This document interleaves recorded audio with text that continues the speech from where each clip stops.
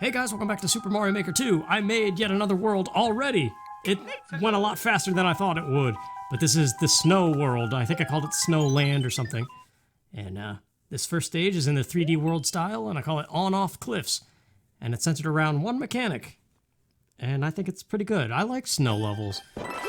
And actually, this whole world, this set of 5 levels, one in particular I'm really proud of. But this level is all about the boomerang flower, which is brand new as of the last update. And this is pretty much the whole mechanic of the stage, because when I make levels, I like to have them focused on one kind of idea. Put a reset door here, too, in case you missed. You run down there and you get stuck. And you don't want to die on those spiky traps. Spinies, that's what they're called. But yeah, I'm going to play through these pretty fast, because obviously I made them, so I know what to do.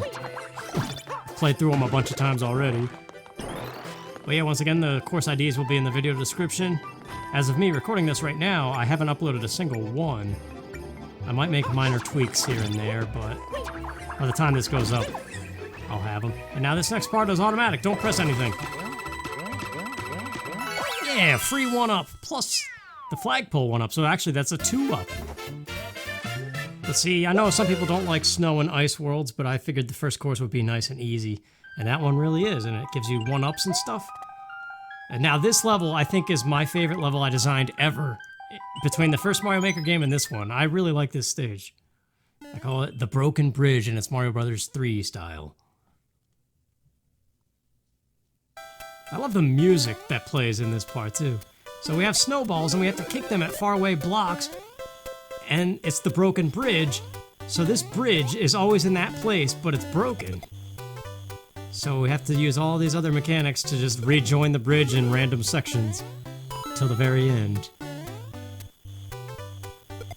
So now we get a fire flower, and it's required for this, which I thought was pretty neat. And I did it in a way that you can't possibly get soft lock, I don't think, unless you just slip and fall, but then that's worthy of losing a life. And now these guys, their snowball somehow goes through grinders, which is a nice opportunity to set up that puzzle. Here we go, that's a checkpoint and another fire flower if you need it. But we're just gonna keep moving forward and bypass the checkpoint, because I don't need it, really. Icicles, too, we're gonna be seeing a lot more of them. And now this little twister puzzle was neat. I was so excited when I figured this out, that the twister can actually lift the big snowballs, and it activates P-switches. So yeah, you can get really creative with that, too. I think I do this a little bit too much, these P-switch jump sessions. It's alright. And then more required fire flower, which I might put a fire flower there at the end just in case. But yeah, I really liked designing that stage, and I think it's a cool concept with the snowballs. But yeah, just in case people get soft lock, I'm gonna put a fire flower there, I think. Because I don't know if the spike guy's snowballs can actually take your power away from you if it counts as a hit. And then Snowland 3 I call Yoshi's Fireplace, but it's actually a stage I already uploaded a long time ago called Heating Yoshi Village, but I edited it a little bit. So now, instead of on-off switches, we have the frozen coin blocks, at least this one. But this is kind of like an open world type stage, where you have to heat all the Yoshi houses because the fireplaces are frozen. I wrote yum in coins there, in case people don't know that you can gulp up the burners. And if you jump up these clouds, you get a 1-up.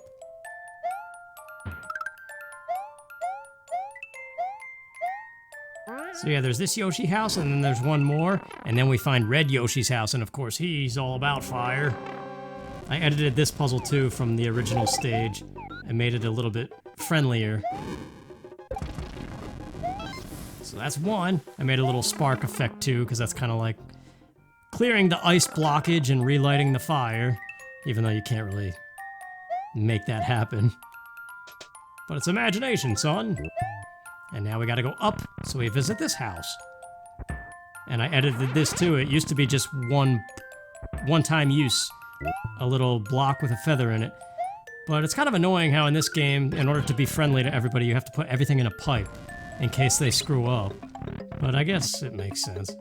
So this is a P-switch one. It makes those coins down there and shoots off the fire to light the bomb and light off the switch. And then you come down Yoshi house number 2. And we got the burner thing again. Oh, whoops. Sometimes that hits both of them. This was edited too. It used to be a pipe shooting out bombs, but it was kind of too chaotic for a tight space, so I edited it to just be those frozen coin blocks. And now, I sealed the gap that used to be down here, so you can't possibly lose Yoshi. And I made this ceiling taller so you could easily hop off of this Yoshi to switch to the red one. And now we go to the final push, because the story of this, in my mind, was that it's Baby Bowser and Kamek's fault. They're stealing all the fire and making the Yoshis freeze to death. So now it's showtime. And I added a checkpoint too that used to not be there. So yeah, this is the point where Mario and Yoshi are stopping the menace that is in the Yoshi Fireplaces. I don't know, I was just being stupid with the story. But of course you can't write all that in the description. So yeah, in World 4, fighting Baby Bowser might be a little bit too early, but I don't know, I just wanted to include this stage because prior to that bridge level, I liked this one that I designed. It's just a neat concept, using the different Yoshis to light chimneys and stuff. Whoops, didn't mean to do that. Okay, pretend that didn't happen. Remember we just defeated him? He's not alive again. I don't know what that was. Stupid. And then the send-off, except there can't be 2 red Yoshis, apparently. But I just thought it was cool to end the level with a bunch of fireworks and happy Yoshis on their rooftop. I wish Yellow Yoshi was in this game, man. Blue Yoshi, too. I don't know what Yellow Yoshi would do, because he has that stomp effect, but I miss Yellow Yoshi. But alright, we've got 2 more stages. And now we got to get introduced to the Icicle mechanics. And this one I call Icicle Mountain. It's a big vertical stage. This one's actually a lot of fun towards the end. The beginning is, yeah, whatever. But a nice introduction to icicles being a step switch. Or a pressure plate, if you will, to activate the on-off switch. And now we got some wall jump here. There's things about 3D World style that I like, but it is very limited designing stuff. Whoops. Okay, let's redo that. But yeah, nice use of the icicles. You can make really cool vertical climbs like this, because they act as like a doorway of sorts. And now this, it's very important to walk away a little bit and duck so you don't blow up. I don't think that's bad design, it's just you gotta be smart. And now we're Builder Mario, and he presses the button, he smacks his hammer, and pressing up and Y uses crates, but I didn't design anything around that. So now we're Cat Mario, kind of just throwing away the builder power because it's a little too slow. And now we're getting really crazy. Running along icicles. And now unfortunately, I had to force it so you lose the cat suit because in order for that icicle to fall behind the P blocks, Cat Mario is apparently shorter and the icicle doesn't fall. So you have to not be Cat Mario. And then this is my favorite part. The star in the tree, and then just mass chaos.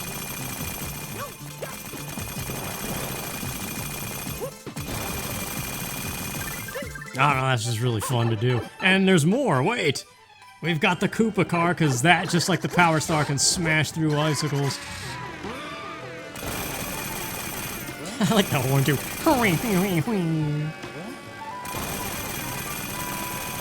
And a bully to end things off, because why not? Careful jumping though, if you do that too early, you'll go flying off the side. But this is pretty much automatic. And then, you can either jump or not jump. Oh, I was too early on the jump. Normally that's a 1-up.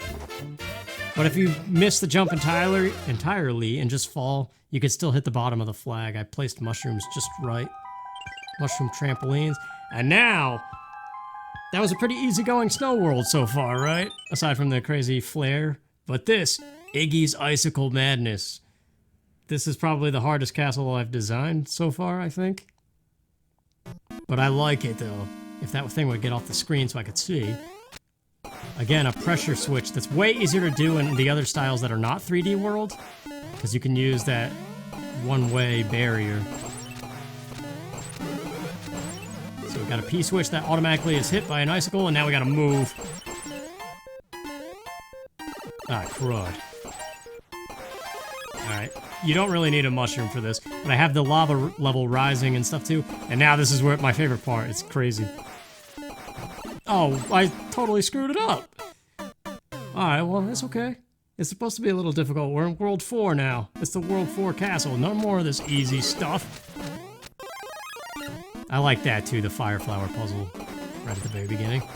Pressure switch to hit the shell, launch a trampoline out. I don't know, there's just lots of interesting things you could do with the icicles that I found to be very fun.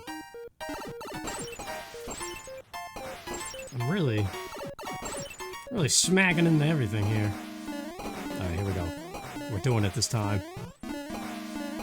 Oh, I'm gonna have to move. We gotta get moving before the lava starts rising up.